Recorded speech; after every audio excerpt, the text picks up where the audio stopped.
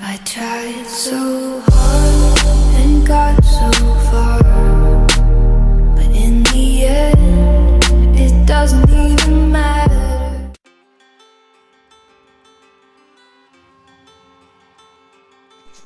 สิ่งแรกก็คือมาม่าอย่างที่สองน้ำมันพืชอย่างที่สามน้ำมันหอยหรือน้ำมันอะไรก็ได้อย่างที่สามคือซอสแล้วก็อย่างที่สี่รสดีนะครับผมอย่างที่ห้าคือของตกแต่งก็คือไส้กรอกนะครับเป็นการลวกเส้น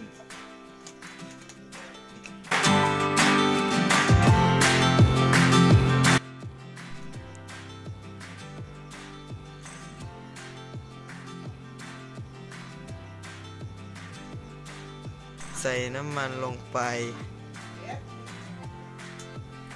ใส่เส้นมาม่าลงไปใส่เครื่องปรุงลงไป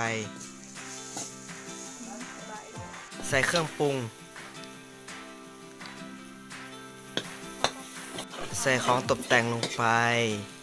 ใส่จานI tried so